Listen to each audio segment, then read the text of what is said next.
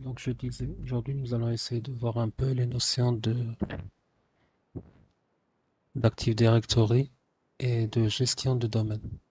Il faut savoir que généralement quand on parle de configuration serveur, donc lorsqu'on va gérer plusieurs clients à travers un post serveur, nous disposons généralement de deux types de configuration. Ce qu'on appelle une configuration domaine ou bien une configuration post-travail. La différence entre les deux est rudimentaire.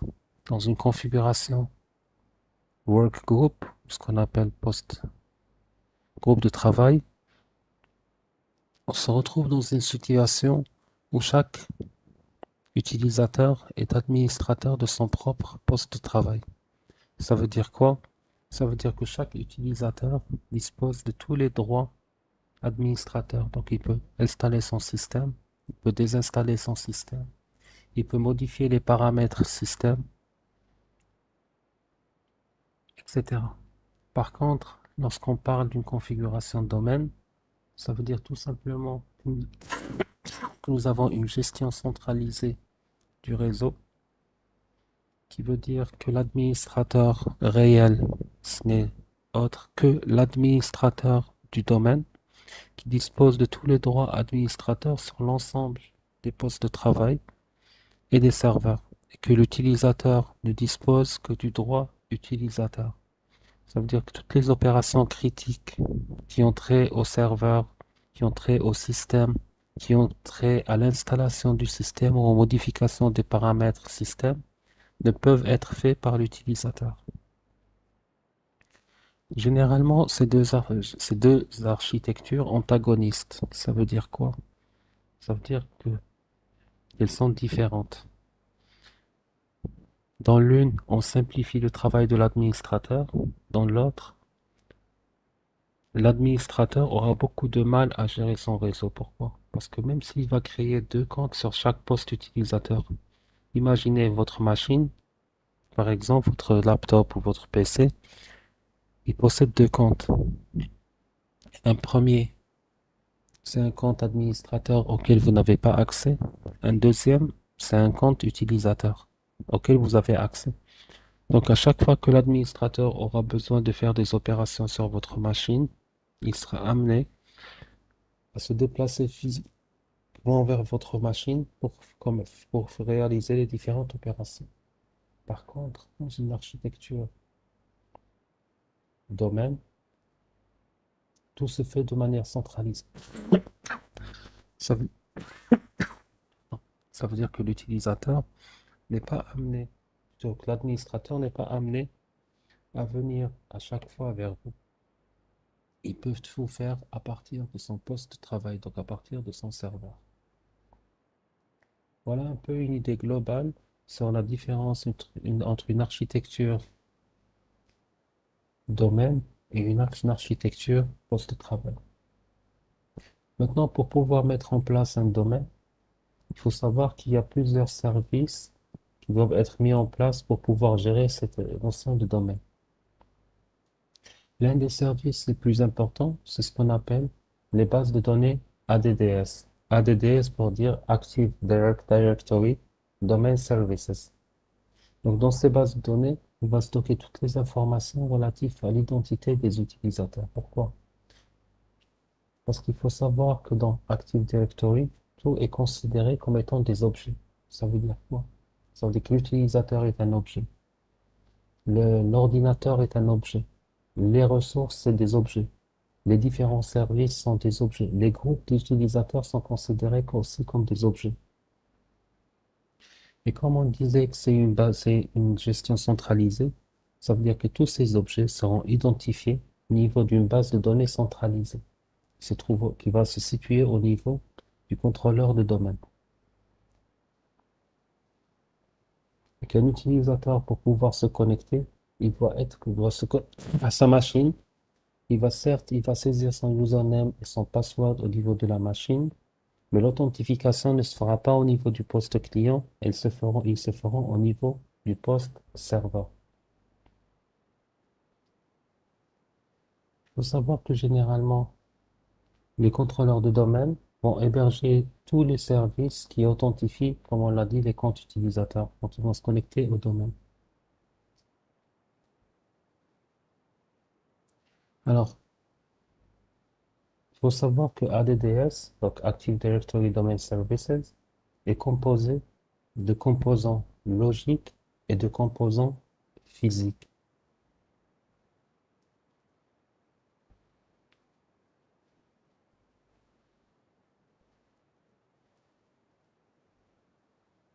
Quand on parle de composants logiques et de composants physiques,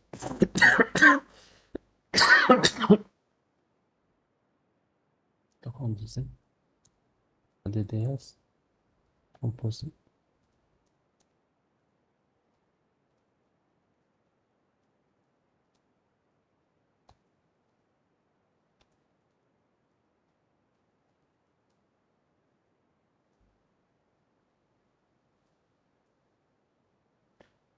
Il faut savoir que ADDS va vous permettre d'effectuer différentes actions, par exemple l'installation des services et autres, la configuration, la mise à jour d'applications, la gestion de vos différentes infrastructures, par exemple activer l'accès distant, ou bien tout simplement gérer des certificats numériques. Donc quand on parle de composants logiques, on parle de quoi réellement? On parle d'abord de partition, on parle de schéma, on parle de domaine, on parle d'arborescence de domaine, on parle de forêt, de site, d'unité organisationnelle et de conteneurs. Donc tout ça, c'est quoi? C'est tout simplement des composants logiques du domaine. Qui dit composants logiques, ça veut dire que c'est pas des équipements physiques. Ça veut dire tout simplement c'est des composants organisationnels. Alors, si on commence par le composant logique de base,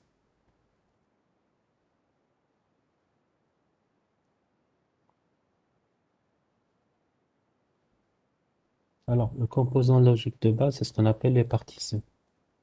Alors, une partition, c'est quoi? C'est tout simplement une partie de la base de données ADDS. Généralement, il faut savoir, c'est une partie de la base de données. Il faut savoir que votre base de données sera mise dans un fichier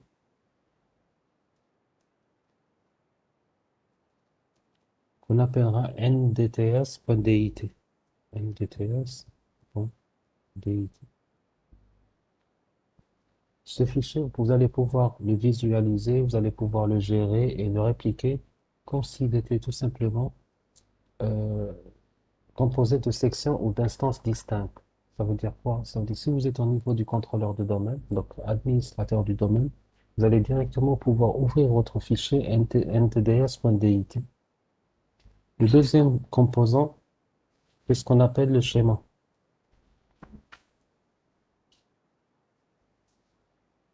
Alors, le schéma, c'est quoi? C'est tout simplement un ensemble de définitions de différents types. Donc,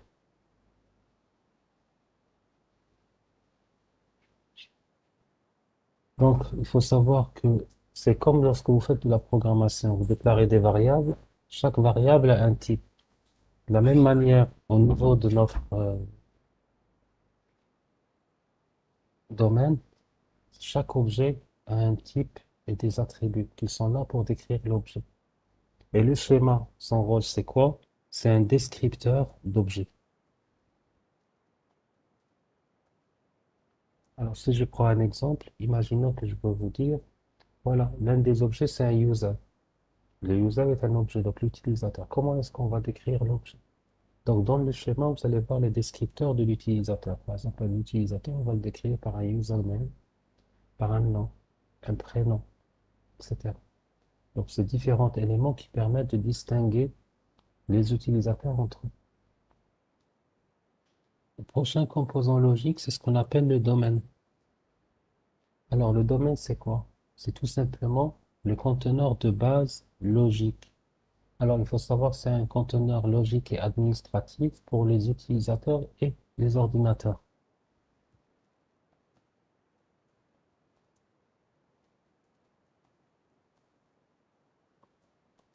Qui dit un conteneur, ça veut dire quoi? Il faut savoir que, comme on l'avait dit, un contrôleur de domaine va permettre de créer un domaine. Par exemple, si je crée le domaine usthp.dz.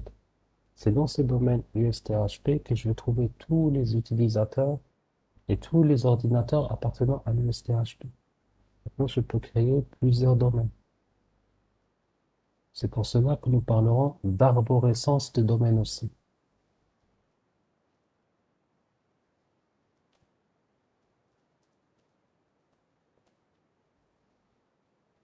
Alors, qui dit arborescence de domaine, ça veut dire quoi? Ça veut dire tout simplement c'est un ensemble de domaines qui vont partager un domaine racine commun et ils vont partager le même espace de nom contigu. Donc, c'est le même espace de nom DNS. Si je prends un exemple, si on a pris tout à l'heure l'exemple usthp.dz. Dans usthp.dz, je peux avoir une arborescence de domaine. Ça veut dire je peux avoir par exemple informatique.usthp.dz, biologie.usthp.dz, physique.usthp.dz, chimie, etc. De telle manière que chaque faculté soit un sous-domaine. Et généralement, quand on a une arborescence, quand on a une arborescence de domaine, donc plusieurs domaines, on parlera de ce qu'on appelle une forêt. Donc une forêt, c'est quoi? Tout simplement une collection de domaines. Donc, lorsque j'ai plusieurs domaines, on parlera de cette notion de forêt. Nous avons aussi une autre notion qui est la notion de site. C'est quoi un site? C'est tout simplement un ensemble d'utilisateurs, de groupes et d'ordinateurs définis par un emplacement physique. On va prendre un exemple. Imaginons que... Alors, on va prendre un petit exemple. Petit exemple. Je vais agrandir. S'il vous plaît, si vous avez des questions, n'hésitez pas à m'arrêter, d'accord? Soit en écrivant, soit en parlant. Alors, supposons que j'ai un domaine qui s'appelle Microsoft.com. Ça, c'est un domaine. Vous savez que Microsoft est une multinationale, donc elle se trouve un peu partout dans le monde. Du moment où elle se trouve un peu partout dans le monde, ils vont pas créer un seul domaine pour toute la planète. Ils ont plus de 100 000 employés. Ça va être difficilement géré. Donc, on va supposer qu'ils vont créer une forêt de domaines, une forêt. Donc, il va y avoir une arborescence de domaine. Donc, dans leur arborescence, par exemple, ils vont avoir Europe, point, Microsoft, Afrique, Microsoft.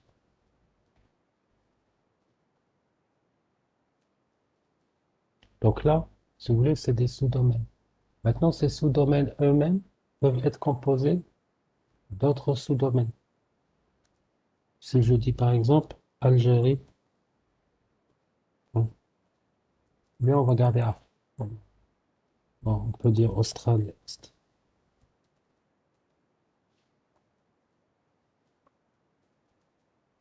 Maintenant, ces différents sous-domaines sont composés de plusieurs sites. Si je prends la notion de site, c'est quoi? Si je prends par exemple le cas du sous-domaine Europe. Le sous-domaine Europe, ils vont avoir plusieurs sièges en Europe. Par exemple, ils ont un siège à Londres,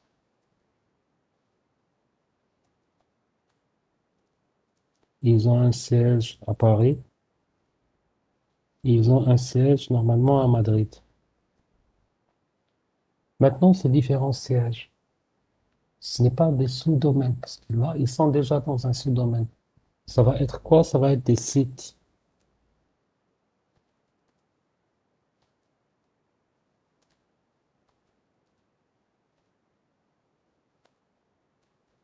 Donc, un site, c'est quoi? C'est tout simplement un emplacement géographique. Par exemple, ils ont un bâtiment à Londres. Dans ce bâtiment, il va y avoir quoi? Il va y avoir des users, il va y avoir des PC. On verra par la suite ce qu'il y a d'autre. Il va y avoir des imprimantes, il va y avoir plein d'équipements. Donc là, on parlera d'un site. Un site, c'est quoi? C'est tout simplement un ensemble de users, de PC, etc., situés dans un emplacement physique. Maintenant, la notion de site, on aurait pu l'avoir autrement. Si on était par exemple dans l'exemple de tout à l'heure, celui de l'USTHP, on aurait pu imaginer par exemple le domaine usthp.bz. Ensuite, on parlera de sous-domaines, par exemple info, maths, etc. Et pour les sites, on va dire bâtiment informatique, c'est un site. Pourquoi?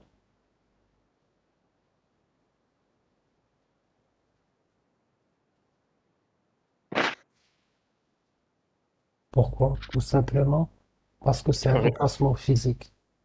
oui, On peut aussi parler, par exemple, le bâtiment de la faculté de chimie. C'est un autre site. Pourquoi? Parce que c'est un autre emplacement physique. De la même manière qu'on a vu la notion de site, il y a une autre notion qu'on appellera l'unité organisationnelle. Alors, l'unité organisationnelle, c'est quoi? C'est tout simplement essayer d'imaginer essayer d'imaginer un sous-ensemble. Qui dit un sous-ensemble, ça veut dire quoi? Alors, on peut dire, c'est un objet déjà. Contenant.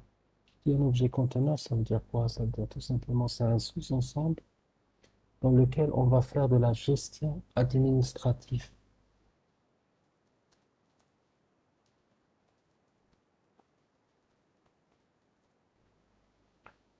Donc, ça va nous permettre tout simplement d'attribuer des droits à des groupes.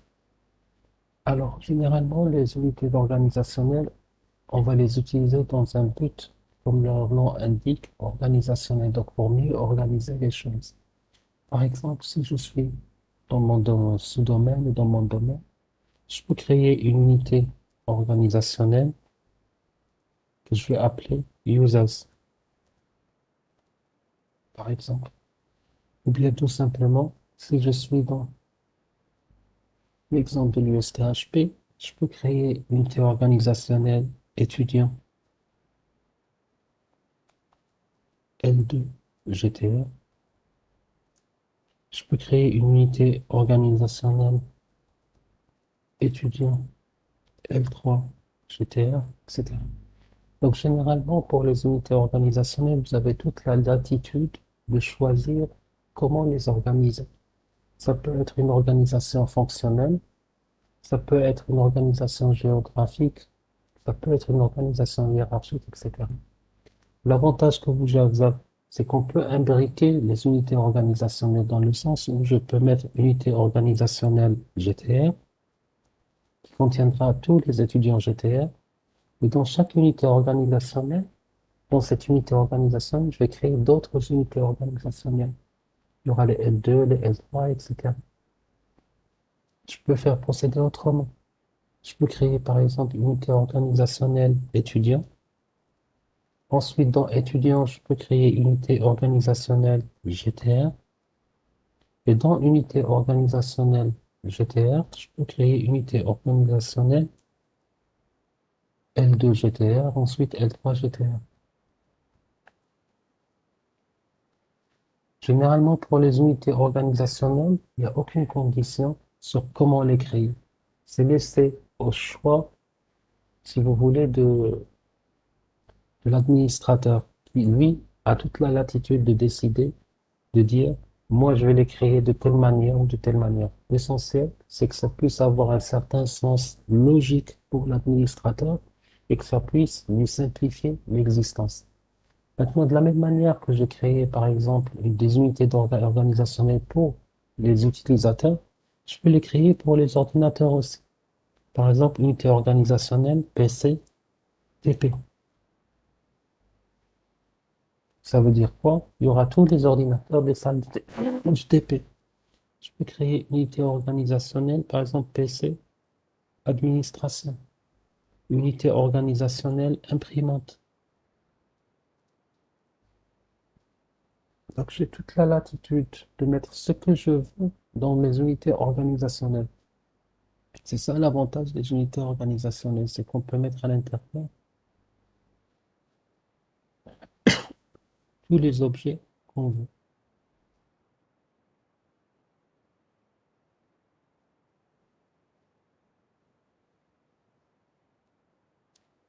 Maintenant,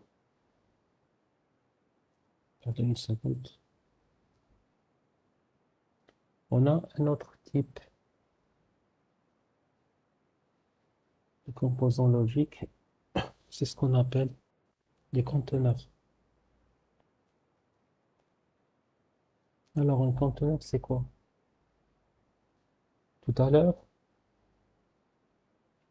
nous avons parlé des unités organisationnelles. On a dit que les unités organisationnelles, c'est des objets que nous allons créer nous-mêmes.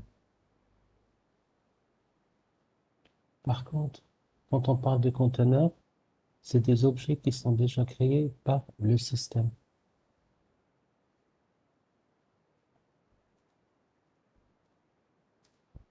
Alors, lorsqu'on fera le TP tout à l'heure, vous allez voir qu'au niveau d'Active Directory, vous allez voir tout simplement que vous allez avoir des conteneurs qui sont déjà créés. Par exemple, vous allez avoir, à titre d'exemple, vous allez avoir un conteneur users qui contiendra tous les utilisateurs. Vous allez avoir un conteneur qui s'appelle computers qui contiendra tous les ordinateurs, etc. Alors, c'est quoi maintenant la différence entre une unité organisationnelle et un conteneur? En dehors du fait que l'un est créé par l'administrateur et que l'autre est créé par le système. Il faut savoir que dans Active Directory, nous avons une notion qu'on appelle GPO. Qui dit GPO veut dire stratégie de groupe. Une stratégie de groupe vous permet d'affecter, si vous voulez, des droits administratifs à une entité. Donc, une unité organisationnelle, on peut lui affecter une GPO. Donc, on peut lui affecter des droits, on peut lui affecter des tâches. Un conteneur, comme il est créé par le système, on ne peut pas lui affecter de GPO. Donc, on ne peut pas lui affecter ses tâches ou lui affecter ses différents droits. Je supprime ce que j'avais mis. Alors, maintenant qu'on a vu les composants logiques, on va passer vers les composants physiques. Alors, quand on parle des composants physiques, on parlera d'abord du contrôleur de domaine.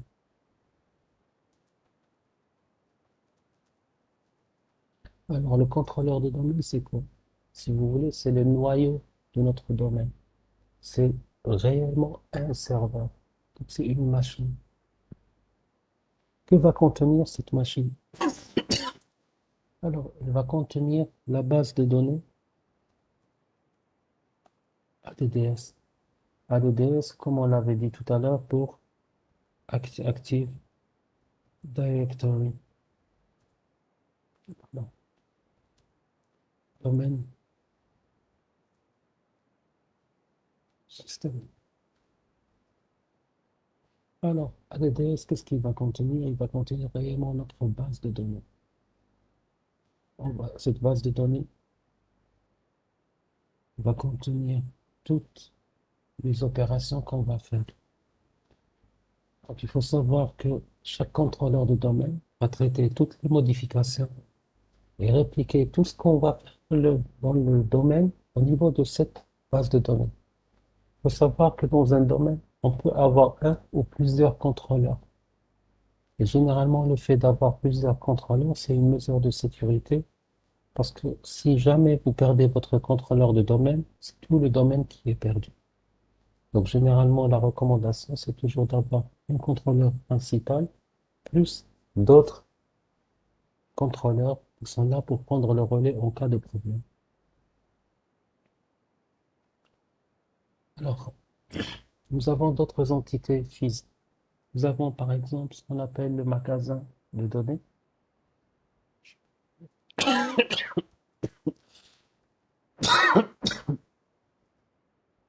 Alors, un magasin de données, c'est quoi? Il faut savoir que sur chaque contrôleur de domaine, vous allez avoir un magasin. Le magasin va contenir la base de données ADDS et il va stocker toutes les informations dans votre répertoire qu'on a vu tout à l'heure, ce qu'on appelle ntds.dit. Il va y avoir tous les fichiers journaux. Et généralement, votre magasin sera stocké dans le dossier c.windows/ntds. Alors, le magasin de données, vous pouvez le voir comme étant une instance dans votre base de données. Nous avons un autre élément physique qu'on appellera le serveur de catalogue global.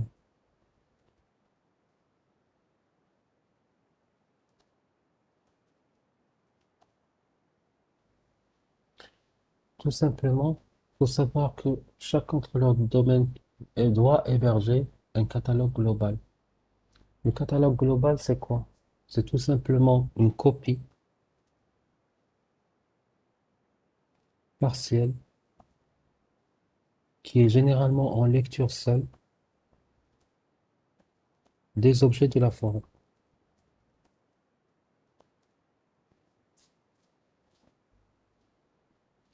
Généralement, pourquoi est-ce qu'on l'utilise? On l'utilise tout simplement pour accélérer la recherche des objets stockés sur votre contrôleur de domaine si on fait une recherche au niveau de la forêt. Nous avons un autre composant, ce qu'on appelle le RODC. C'est pour dire Read Only Domain Controller. Alors c'est quoi? C'est tout simplement une installation spéciale qui est faite en lecture seule de ADDS.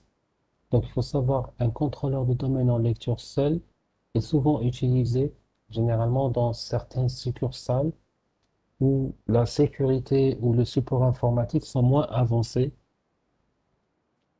que les principaux centres d'une entreprise. Alors, quand on parle de ces composants physiques, il faut savoir une chose, souvent, vous pouvez les avoir sur les mêmes composants physiques. Si je prends les trois premiers par exemple, que ce soit le contrôleur de domaine, le magasin et le serveur global, lorsque vous faites une installation par défaut, vous allez les avoir sur le même serveur. Maintenant, si vous avez une organisation assez, disons, évoluée ou bien assez vaste, vous allez pouvoir les séparer sur des serveurs différents. Mais par défaut, on les trouve toujours sur le même serveur. Pour le quatrième composant physique, c'est ce qu'on appelle le RODC. Alors, imaginez que vous avez une entreprise. L'entreprise dispose par exemple d'un siège sur Alger, d'une succursale, bien d'un sous-siège, disons à Oran, un autre à Constantine et un autre à Ouaglan. Il y a un team de football là, enfin, là où ça vous arrange. Il serait aberrant d'avoir un seul contrôleur de domaine. Alors imaginez que vous avez votre contrôleur de domaine sur Alger. Ça veut dire qu'à chaque fois que quelqu'un va vouloir allumer sa machine à Tindo, la requête doit remonter jusqu'à Alger pour que la personne puisse s'authentifier, avoir la réponse et allumer sa machine. Et à chaque opération que doit faire la personne, la requête doit remonter jusqu'à Alger. Ceci va créer une certaine latence dans votre réseau. Et imaginons qu'à un moment donné, la liaison soit coupée ou qu'il y ait un problème d'Internet, les gens qui se trouvent à Tindouf ne pourront plus se connecter. Pour pallier à ce problème, généralement, ce qu'on fait, on crée, comme je vous ai dit tout à l'heure, on crée pas un contrôleur de domaine, mais on crée plusieurs contrôleurs. Donc les autres, c'est des contrôleurs secondaires en quelque sorte. On va mettre un dans chaque siège. Ça veut dire qu'il y aura un sur Alger, un sur Oran, un sur Constantine et un sur Tindouf. Maintenant, imaginons qu'au niveau de Tindouf, nous n'avons pas vraiment un support informatique existant. C'est-à-dire, nous avons que les utilisateurs. Donc, on ne prendra pas le risque, bien que la sécurité ne soit pas à niveau. Donc, on ne prendra pas le risque de mettre un contrôleur de domaine là-bas de telle manière que n'importe qui pourra le manipuler. Parce qu'il faut savoir que c'est un contrôleur de domaine, c'est une machine avec laquelle je vais créer de nouveaux comptes utilisateurs, avec laquelle je vais modifier les droits d'utilisateur, etc.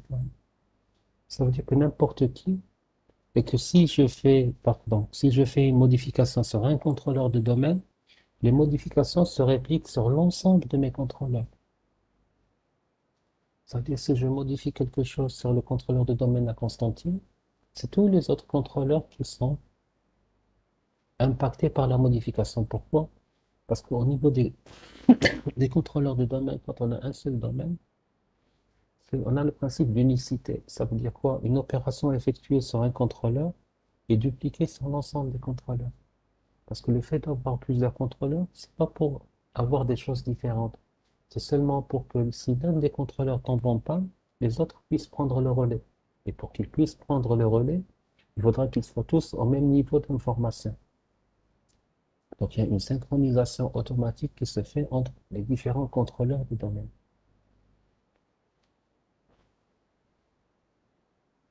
Donc je disais, si nous avons un site, par exemple le site de Webla, où nous n'avons pas un staff informatique, ou bien nous n'avons pas un niveau de sécurité suffisant pour pouvoir gérer, si vous voulez, cette sécurité. Donc qu'est-ce qu'on va faire?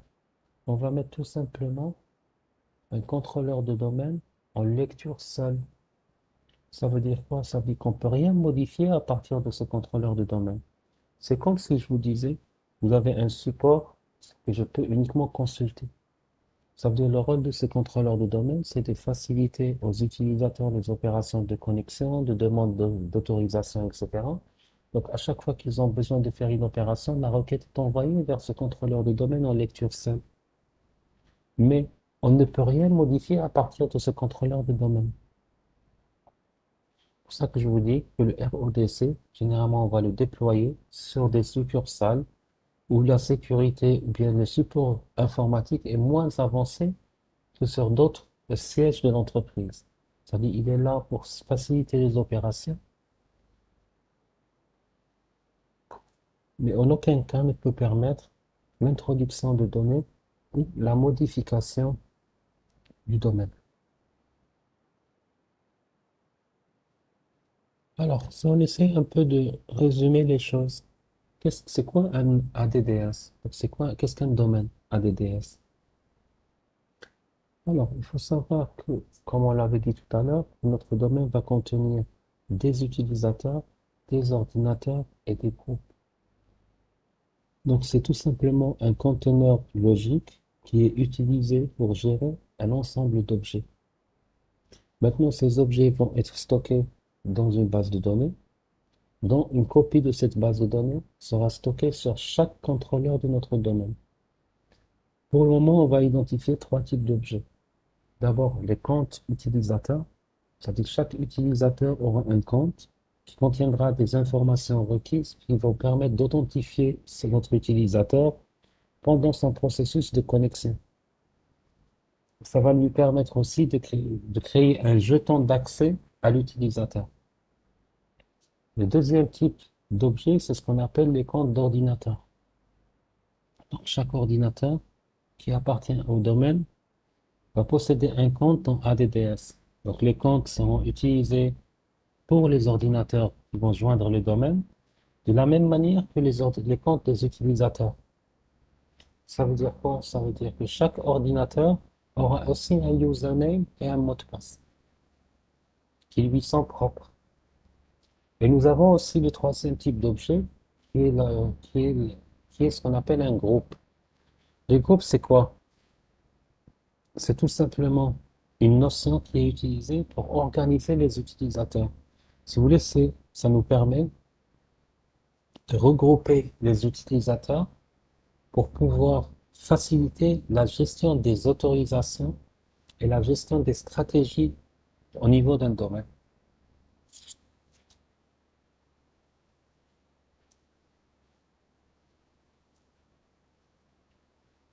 Il faut savoir que lorsqu'on fait aussi une modification sur n'importe quel objet d'un domaine, notre compte, le contrôleur de domaine où la modification a été faite va répliquer ce changement vers l'ensemble des autres contrôleurs de domaine. Rappelez-vous ce que je vous ai dit tout à l'heure quand on parlait de cette notion de synchronisation. Donc, les modifications apportées, par exemple, à la gestion d'un utilisateur sera automatiquement répliquée sur l'ensemble des, des contrôleurs de domaine qui vont exister dans notre domaine. Il faut savoir aussi que quand on parle d'un domaine ADDS, on vous dira que c'est un centre administratif. Pourquoi est-ce qu'on vous parle du centre administratif? Parce qu'un domaine va contenir un compte administratif et un groupe d'administrateurs de domaine. Donc, par défaut, lorsque vous allez créer votre domaine, vous allez remarquer qu'il va y avoir un compte administrateur qui est créé automatiquement et que les membres du groupe administrateur vont avoir un contrôle total sur tous les objets du domaine. Et en même temps, dès qu'on met en place un ADDS, on parlera d'authentification. Pourquoi? Parce que dès qu'un domaine est installé, personne ne pourra se connecter à ce domaine sans être authentifié. C'est-à-dire tout objet doit avoir un username et un mot de passe. Tout à l'heure, nous avons parlé des unités organisationnelles et je vous ai expliqué que les unités organisationnelles, vous pouvez les organiser comme vous voulez. Il faut savoir que les unités organisationnelles ont une conception hiérarchique, comme on l'avait vu tout à l'heure. Ça veut dire que je peux avoir une unité organisationnelle 1, dans laquelle je pourrais avoir plusieurs unités organisationnelles. Si vous voulez, c'est une organisation arborescente, en quelque sorte. Maintenant, lorsqu'on va créer nos unités organisationnelles, notre conception, on peut la faire soit à base d'une classification géographique, soit fonctionnelle, soit en fonction des ressources, soit en fonction des utilisateurs. Il faut savoir que cette notion de hiérarchie va permettre d'administrer nos ressources de la manière la plus efficace et la plus flexible possible. Il faut savoir que techniquement parlant, il n'existe aucune limite sur le nombre de niveaux dans une structure d'unité organisationnelle.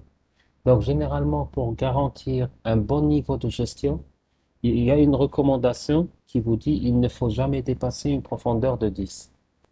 Et généralement, dans la pratique, la plupart des organisations vont utiliser 5 niveaux ou moins pour rendre l'administration plus facile.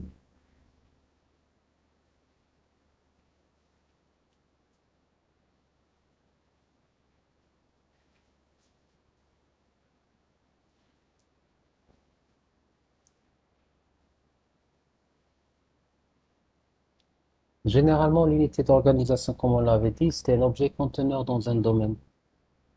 Généralement, on va l'utiliser pour mettre à l'intérieur des utilisateurs, des ordinateurs, voire même des groupes d'utilisateurs.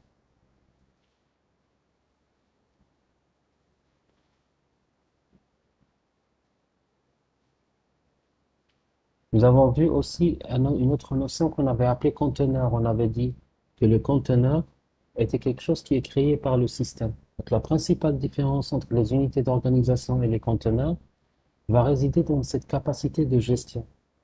Il faut savoir qu'un conteneur a des capacités de gestion très limitées. Par exemple, on ne peut pas appliquer une stratégie sur un conteneur. Généralement, les conteneurs, on peut les utiliser pour des objets système. C'est des emplacements par défaut pour des nouveaux objets qu'on va créer. Par contre, avec une unité d'organisation, on va disposer de beaucoup plus d'options de gestion. Donc, on peut, par exemple, lier des stratégies à des unités d'organisation. Il faut savoir que les unités d'organisation peuvent être créées par l'administrateur. Et généralement, si on crée des unités d'organisation, généralement, c'est pour deux raisons. Soit pour regrouper les objets afin de les gérer d'une manière plus simple, soit pour déléguer des contrôles administratifs sur des objets. Déléguer un contrôle administratif, ça veut dire quoi? Ça veut dire tout simplement attribuer des autorisations à des objets. Je prends un exemple très simple. Imaginons que vous êtes dans la section L2 GTR. Je veux donner aux étudiants le droit, par exemple, d'imprimer. Est-ce qu'il est plus simple de prendre chaque compte d'étudiant et de lui attribuer l'autorisation d'imprimer? Ou bien il serait plus simple de mettre les étudiants dans L2GTR dans une unité d'organisation, ensuite d'affecter à l'unité le droit d'imprimer en utilisant par exemple l'imprimante L1. Il est clair qu'au lieu de faire l'opération 52 fois en appliquant les autorisations à chaque étudiant, il est beaucoup plus aisé, donc plus simple, de mettre les étudiants dans une unité d'organisation, ensuite d'appliquer ce droit à l'unité dans sa globalité.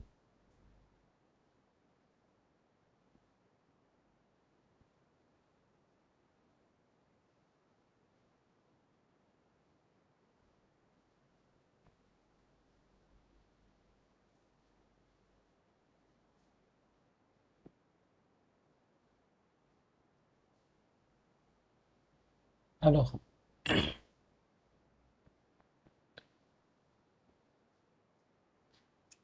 rappelez-vous tout à l'heure aussi, on avait parlé de cette notion de forêt. Il faut savoir que, certes, dans une organisation simple, on va avoir un seul domaine, mais dans certaines organisations complexes, on peut avoir plusieurs domaines qui vont partager des espaces de non contigus. Par exemple, c'est l'exemple qu'on avait pris tout à l'heure, Europe.microsoft.com, Africa.microsoft.com, etc. Donc ça, c'est plusieurs domaines. Donc généralement, lorsqu'on va disposer de plusieurs domaines, on va avoir ce qu'on appelle une forêt. Une forêt, c'est quoi? Ça veut dire que j'ai un domaine principal, par exemple Microsoft.com, et à partir de ce domaine, je vais avoir plusieurs sous-domaines, de telle manière que ces sous-domaines partagent le nom principal de notre domaine. Par exemple, notre nom principal, c'est Microsoft.com. Les sous-domaines vont être Africa.microsoft.com, Europe.microsoft.com, Asia.microsoft.com, etc.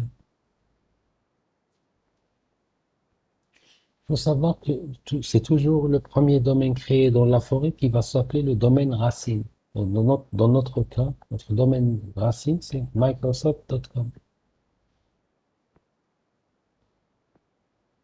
Donc, généralement, une forêt peut comprendre un domaine avec un seul contrôleur ou bien une centaine de domaines avec plusieurs arborescences.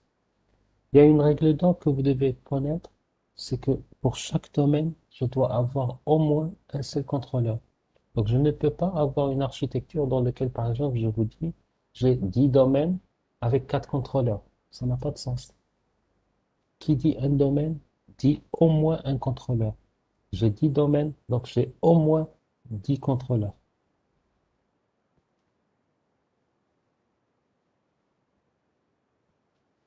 Il faut savoir que quand on évolue dans cette notion de domaine,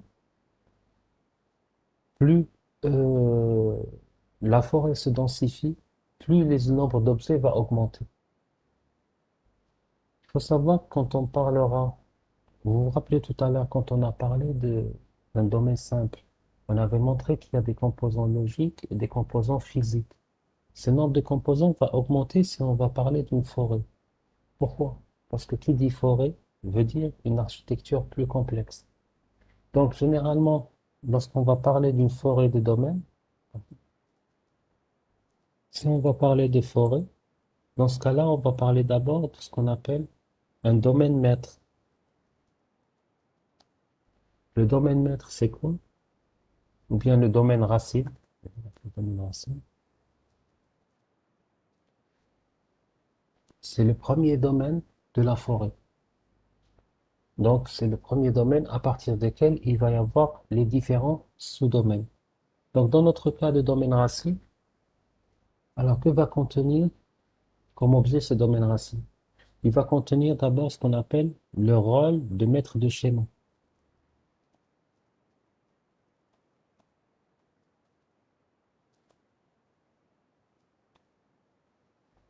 Alors, maître de schéma, ça veut dire quoi? Il faut savoir que c'est un rôle spécial du contrôleur de domaine à l'échelle d'une forêt. Pourquoi est-ce qu'on parle de rôle spécial? Parce qu'il n'y a qu'un seul maître de schéma dans chaque forêt. Le schéma, c'est quoi? Le schéma, c'est lui qui définit, si vous voulez, le descripteur de tous les objets de notre domaine. Donc, en d'autres termes, si vous voulez, c'est un descripteur de type. Il ne peut être modifié que sur le contrôleur de domaine qui contient le maître de schéma. Nous avons un autre rôle qui s'appelle le rôle de maître d'attribution des noms de domaine.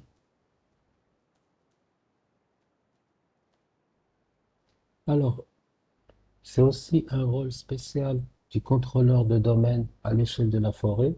Vous allez avoir qu'un seul maître d'attribution des noms. Donc, c'est lui qui va donner les nouveaux noms de domaine au niveau de l'annuaire. Ça veut dire quoi? Ça veut dire qu'on ne peut créer un nouveau domaine que par l'attribution d'un nom de domaine. Donc, c'est lui qui va contrôler l'ajout de nouveaux domaines au niveau de notre forêt. Nous avons aussi ce qu'on appelle le groupe Enterprise Admin. Alors, ça, c'est quoi? C'est tout simplement un groupe qui possède le compte administrateur du domaine racine de la forêt en tant que membre. Donc, c'est lui, si vous voulez, qui permet d'avoir les droits administration sur et le contrôle total de chaque domaine de la forêt. Donc, ce qu'on appelle le groupe Enterprise Admin, donc c'est un compte utilisateur qui possède des droits sur l'ensemble, si vous voulez, des domaines qui existent au niveau de la forêt. Le quatrième composant, donc le dernier, ce qu'on appelle les administrateurs du schéma.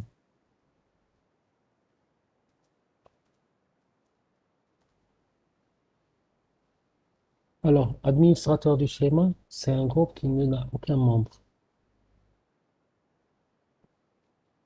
C'est uniquement les membres du groupe administrateur d'entreprise, le groupe administrateur du domaine, qui peuvent ajouter des membres au groupe administrateur du schéma. Donc, les membres de ce groupe sont les seuls qui peuvent modifier le schéma de notre domaine. Alors, c'est les seuls.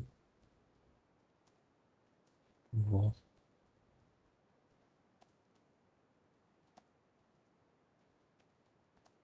Le schéma du domaine. Et les membres de ce groupe sont ajoutés soit par les administrateurs de l'entreprise ou bien par les administrateurs du domaine. Voilà un peu, si vous voulez, les rôles et les comptes qui existent au niveau de l'administrateur du domaine, pardon, au niveau du domaine racine.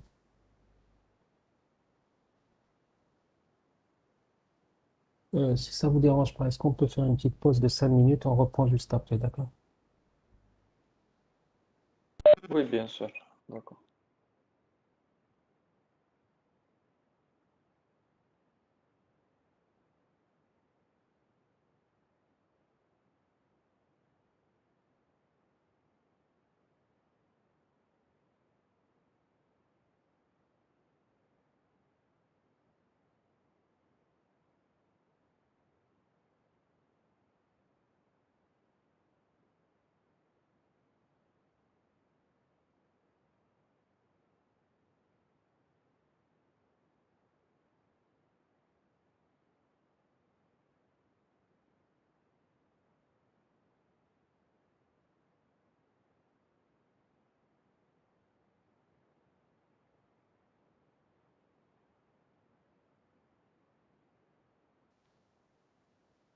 Bon, on reprend s'il vous plaît votre cours.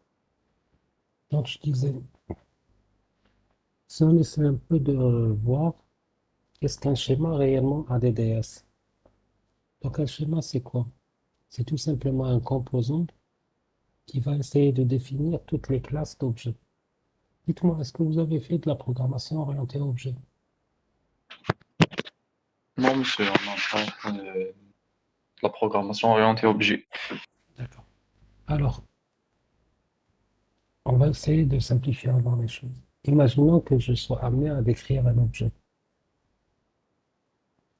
Alors, supposons que j'ai un objet qui s'appelle user. Bien, on va prendre un exemple plus simple. Un objet qui s'appelle table. Alors, comment est-ce que je peux décrire une table? Donnez-moi des propriétés qui vous permettent de décrire une table. Allez-y. Comment vous allez pouvoir décrire une table? N'importe quelle table. Une surface sur laquelle on peut poser des objets, par exemple. Oui, mais qu'est-ce qui distingue par exemple une table 1 d'une table 2? La Essayez de... matière. Alors, Bon, il y a déjà la matière, par exemple. Quoi d'autre? oui. Quoi d'autre? Sa taille, peut-être sa surface, sa couleur. Alors, la couleur, la surface. Pardon? La forme, par exemple. Oui. Alors, si on se limite à ça pour le moment. Alors, si je parle de matière, par exemple, je peux avoir une table, à titre d'exemple. Je peux avoir une table en bois, je peux avoir une table en plastique, je peux avoir une table en métal, etc. D'accord.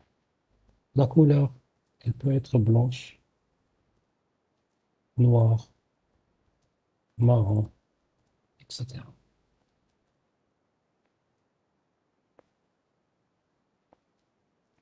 La surface, ça peut être par exemple, disons, 1 m²,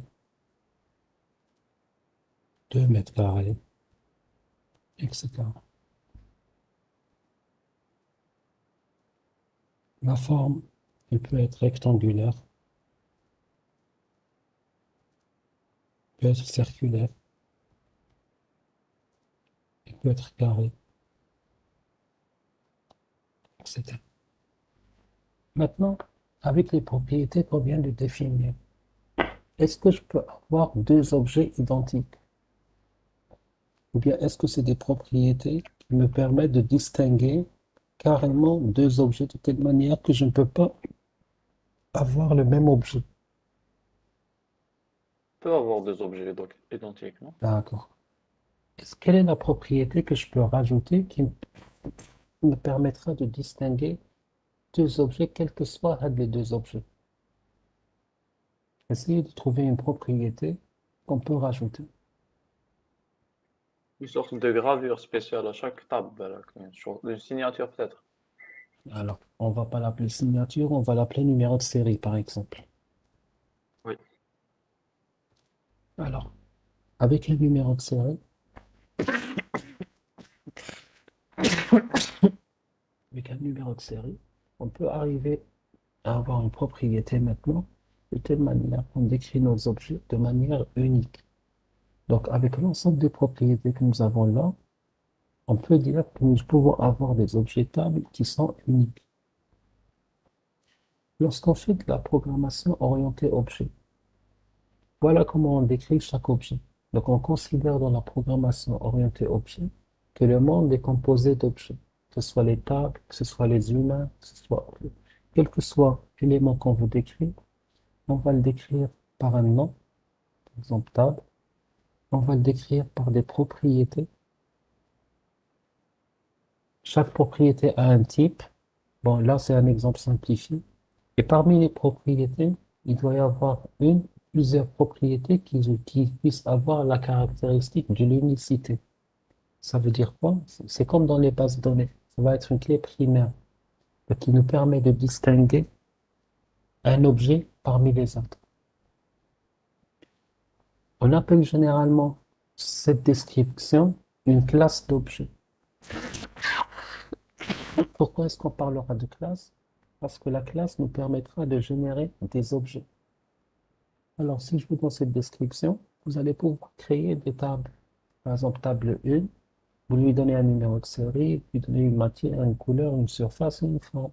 Table 2, ça va être un autre numéro de série, peut-être la même matière, peut-être la même couleur, peut-être une surface différente. Donc ça vous permettra de créer une infinité d'objets. Donc au niveau de notre schéma ADDS,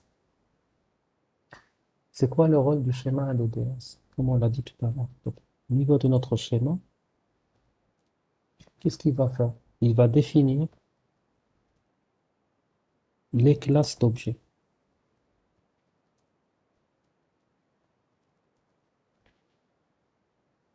Comment est-ce qu'il va les définir? De la même manière que nous avons défini notre objet. Donc non seulement il va définir les classes d'objets, mais il a aussi les attributs stockés dans la base de données. Alors, parmi les objets qu'on trouve dans un schéma, qu'est-ce qu'on avait donné comme objet? On avait dit, par exemple, le user est un objet. On avait dit que le PC est un objet. On va essayer de décrire un objet user. Donc, un objet user, comment est-ce qu'on va le décrire? Il aura un nom, il aura un prénom, il aura un username, il aura un password, il aura une adresse mail, etc. Et il va avoir, évidemment, une propriété unique.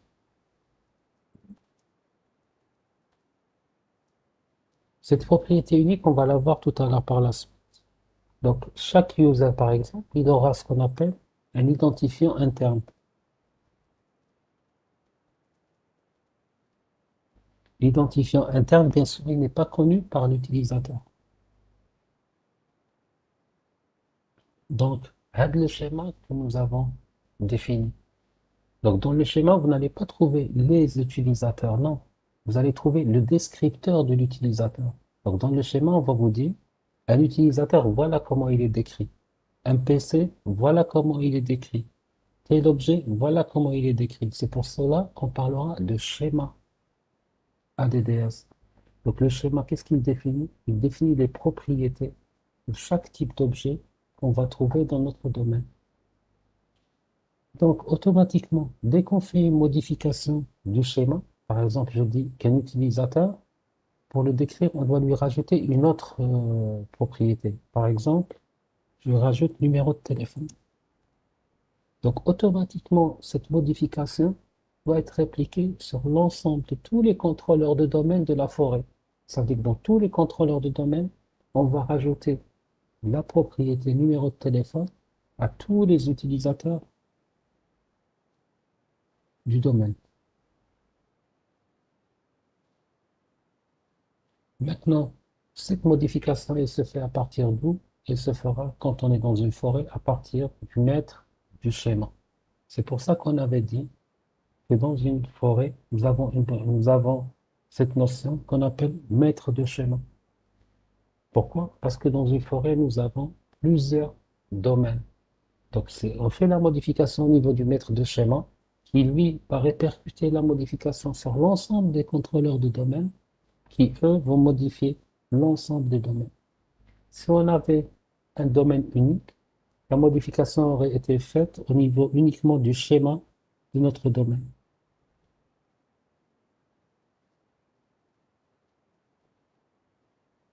Maintenant, on avait dit que le schéma permet de décrire des objets. Maintenant, l'objet, c'est quoi? L'objet, c'est ça. C'est ce qu'on avait vu tout à l'heure. C'est l'utilisateur. C'est le PC. C'est l'utilisateur. Alors, dans ADDS, ça va être l'unité de stockage de base. Comme on avait dit, les types d'objets sont définis dans les schémas. Donc, chaque fois qu'on traite des données, on interroge le schéma pour avoir la définition de l'objet, c'est-à-dire comment est fait l'objet, de quoi il est composé, etc. Et en fonction de cette définition de l'objet dans le schéma, on va créer, si vous voulez, l'objet et stocker les données relatives à ces objets. Maintenant, depuis tout à l'heure, on est en train de parler de cette notion de contrôleur de domaine. Donc, on va essayer de voir un peu, d'une manière un peu plus précise, c'est quoi notre contrôleur de domaine. Donc, réellement, comme ça.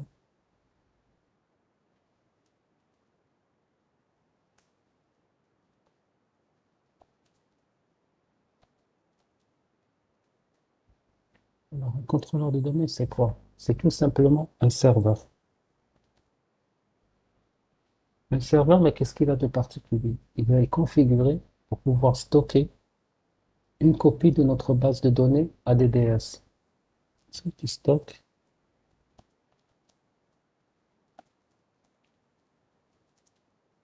Pourquoi est-ce que je dis une copie de la base de données ADDS? Parce que je peux avoir plusieurs contrôleurs. Maintenant, cette base de données, comment est-ce qu'elle s'appelle réellement dans le système? Elle va s'appeler ntds.dit.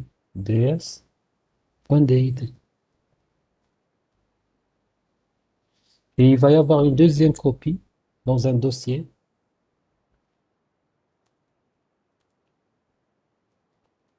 qui s'appelle sysvol. Il faut savoir que tous les contrôleurs de domaine vont stocker les copies en lecture-écriture. Et bien sûr, exception faite des contrôleurs de domaine en lecture seule, les RODC qu'on avait vu tout à l'heure. Vous vous rappelez? Mais sinon, tous les contrôleurs de domaine ont accès à cette base de données en lecture et en écriture.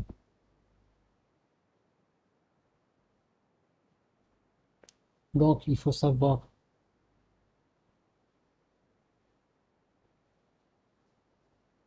que cette base de données elle-même, ainsi que le dossier sysvol, vont contenir tous les paramètres de modèle et tous les fichiers qui décrivent les objets et les stratégies des groupes. Généralement, les contrôleurs de domaine vont utiliser un processus de ce qu'on appelle de réplication multimètre. Ça veut dire quoi? Ça veut dire que toutes les opérations, les données vont être modifiées sur n'importe quel contrôleur de domaine. Faites une modification sur le contrôleur 1, automatiquement la modification va être répliquée sur le contrôleur 2, contrôleur 3, contrôleur 4. Et on vous dit généralement qu'on vous recommande toujours d'avoir au moins 2 contrôleurs de domaine. Cela va rendre la base de données ADDS beaucoup plus disponible va répartir la charge d'authentification pendant les périodes de connexion de pointe. Pourquoi on parle de période de connexion de pointe? Alors, il y a Abdelrahman qui pose la question, pourquoi est-ce qu'il y a 2 copies de la base de données? Alors, généralement, il y a 2 copies de la base de données parce qu'il y a une copie stockée et une copie active. Je m'explique. Imaginez que généralement, quand on fait des opérations sur des bases de données, on peut avoir un problème de corruption. Ça veut dire quoi? Ça veut dire que la base de données peut être altérée. La base de données peut avoir des problèmes, etc. Donc, imaginez que vous n'avez pas de copie de cette base de données. Ça veut dire que la moindre altération de la base de données, vous allez perdre votre base de données. C'est pour cela que généralement, on laisse une copie stockée dans sysvol et on utilise la copie qui existe pour les opérations courantes dans ntds.dit. C'est-à-dire, vous faites vos opérations et périodiquement, il va y avoir, si vous voulez, à chaque fois que vous terminez un certain nombre d'opérations, on va écraser la base de données qui est dans sysvol pour avoir une copie archivée. Parce que généralement, même quand vous allez arrêter vos opérations, s'il y a un problème au niveau de la base de données ntds.dit, on va restaurer la copie qui est dans sysvol. C'est beaucoup plus un mécanisme de sécurité qu'autre chose.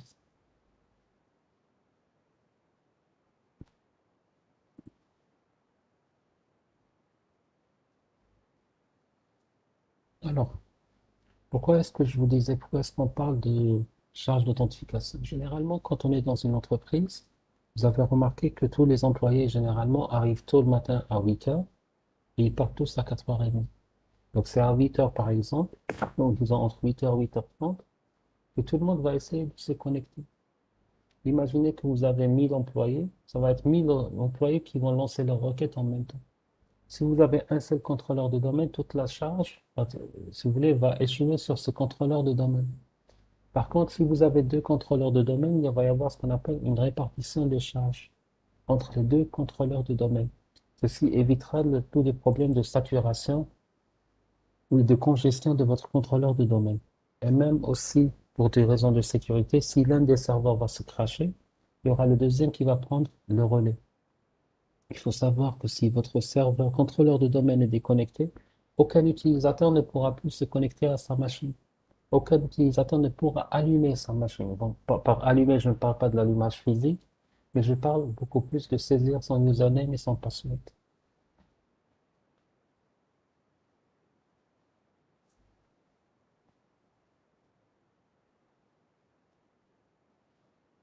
Alors, nous avons une autre notion qui est tout aussi importante, c'est ce qu'on appelle le catalogue global. Alors, on écrit.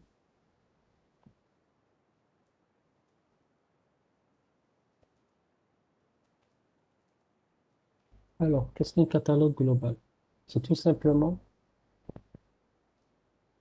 une, co- euh, une copie partielle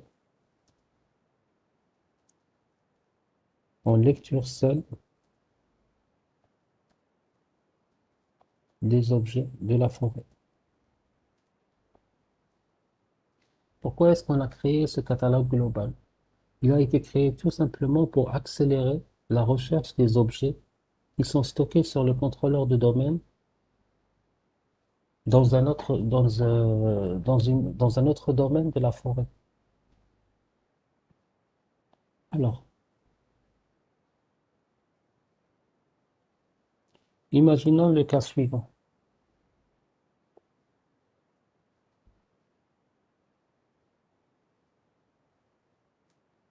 J'ai mon domaine qui s'appelle domaine.do. C'est mon domaine principal. Donc, c'est le domaine racine. D'accord? Dans ma forêt, je vais avoir droite.domaine.do et j'ai gauche.domaine.do. Ça, c'est deux sous-domaines de la forêt.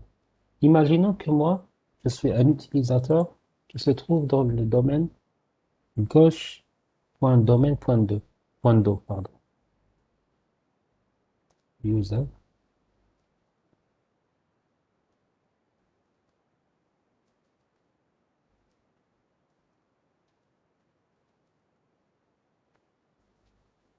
D'accord? Et que je veux faire une recherche sur des objets qui se trouvent, par exemple, sur une imprimante.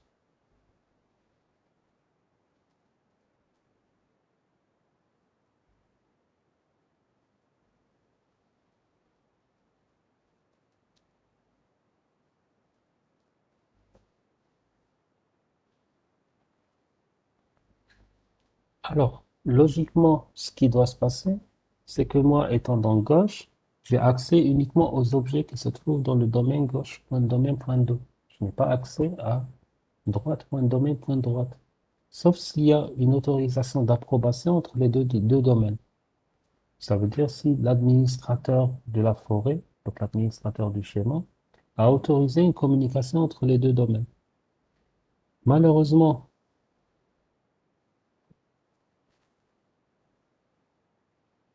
la recherche va prendre énormément de temps. Pourquoi? Parce que je dois contacter mon contrôleur de domaine. Mon contrôleur de domaine, qu'est-ce qu'il va faire? Lui, il n'a accès qu'aux objets qui sont dans son domaine. Donc, il va essayer de contacter le domaine racine pour lui demander est-ce que tel objet se trouve dans la forêt. Et lui, il va lui répondre oui, l'objet se trouve dans la forêt dans tel domaine, donc dans le domaine de droite. Ensuite, mon contrôleur va contacter le domaine de droite pour voir est-ce que moi j'ai l'autorisation d'accéder à l'imprimante qui se trouve dans le domaine droit. Remarquez que c'est un nombre d'opérations qui est très important, qui risque de prendre énormément de temps. Donc, pour éviter cette perte de temps, il y a eu la création de ce qu'on appelle le catalogue global. Donc, le domaine racine, qu'est-ce qu'il fait? Il va créer ce qu'on appelle un catalogue global, qui est une copie en lecture seule de tous les objets de la forêt, et il va mettre un catalogue global auprès de chaque contrôleur de domaine. Donc celui-là, il aura son catalogue global et celui-là, il a son catalogue global.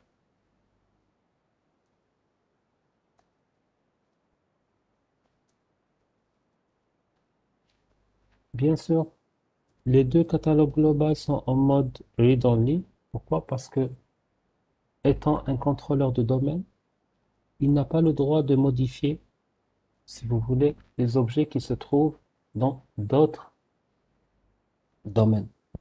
Donc là, le but, c'est uniquement de simplifier la recherche. Donc quand user va faire une recherche sur imprimante, automatiquement, il va contacter son contrôleur de domaine, qui lui va faire la recherche dans le catalogue global.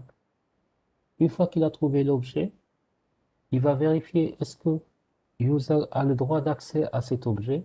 S'il a le droit, il va contacter qui de droit pour lui demander de l'autoriser à accéder. S'il n'a pas le droit d'accès, il va lui refuser le droit directement, sans contacter, si vous voulez, le domaine racine, et sans contacter l'autre contrôleur de domaine. Est-ce que c'est clair sur le rôle d'un catalogue global?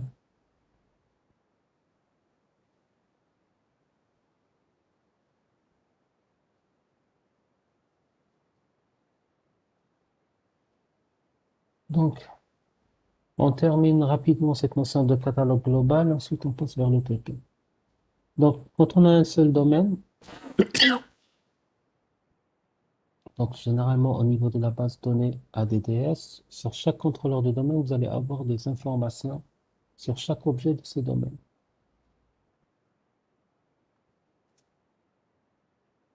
Il faut savoir que notre catalogue global ne contiendra pas tous les attributs de chaque objet. Au lieu de cela, il va conserver un seul ensemble d'attributs les plus susceptibles d'être les plus utiles à la recherche interdomaine. Par exemple, vous allez avoir le given name, le display name, vous allez avoir l'adresse mail. Donc, c'est les informations qu'on risque de chercher le plus dans une recherche interdomaine. Tout à l'heure, vous vous rappelez, lorsqu'on parlait des descripteurs d'objets, on avait dit que quand on décrit un objet, nous avons besoin d'avoir un descripteur unique qui nous permet de décrire l'objet de manière unique.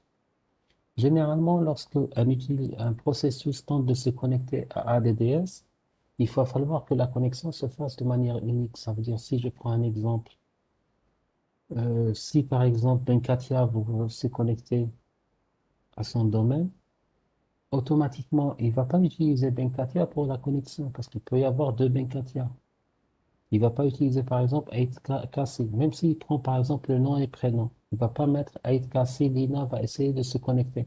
Parce que rien ne garantit qu'il n'y ait pas d'homonyme au sein de l'entreprise.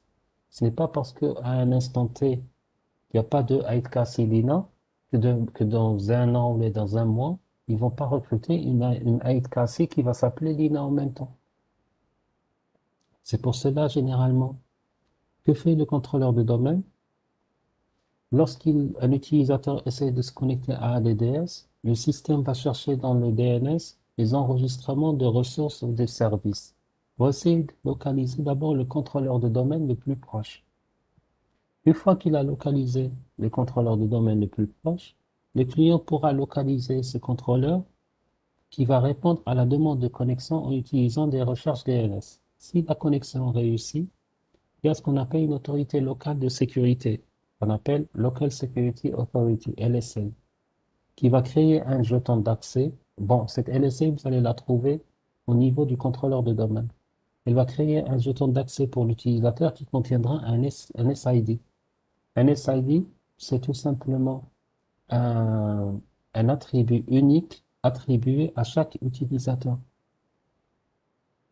Donc, ce jeton va fournir des informations d'identification et d'accès pour tout processus lancé par cet utilisateur. Par exemple, si vous allez vous connecter à ADDS, vous allez exécuter par exemple le Vault, vous allez tenter d'ouvrir un fichier.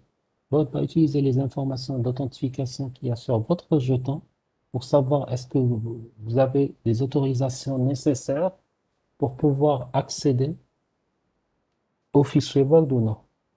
Alors, l'identifiant unique de l'utilisateur, c'est ce qu'on appelle le SID. Alors, le SID, c'est quoi? C'est une chaîne de caractères qui a la forme suivante.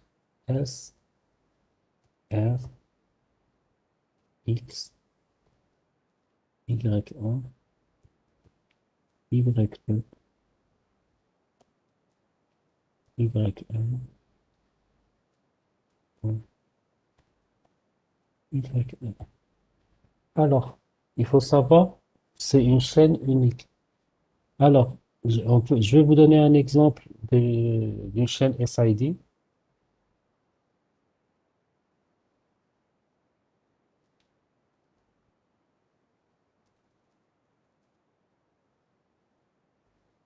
Alors, que représente chaque variable? Alors, pour le S, c'est pour dire que c'est un SID.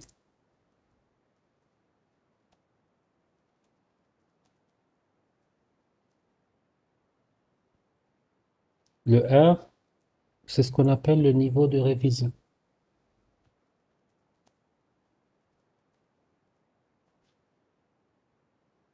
Le X va vous indiquer le niveau de l'autorité qui a délivré le SID.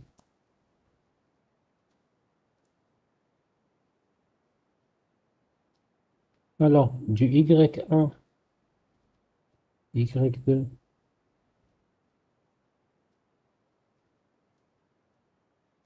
Y1, c'est ce qu'on appelle l'identifiant du domaine. Donc, ceci indique c'est quel domaine qui a généré cet identifiant.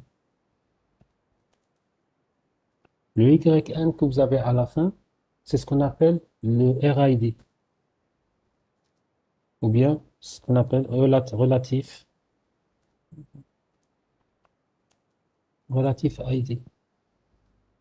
Il faut savoir que chaque utilisateur, chaque ordinateur va posséder un SID unique. Et généralement, le SID ne va pas différer des autres SID que par le RID unique. Donc, la seule différence que vous allez trouver entre deux SID d'un même domaine, c'est le RID. C'est cette partie qui va définir. Par contre, si vous êtes dans des domaines différents, c'est là que vous allez avoir cette partie qui est différente.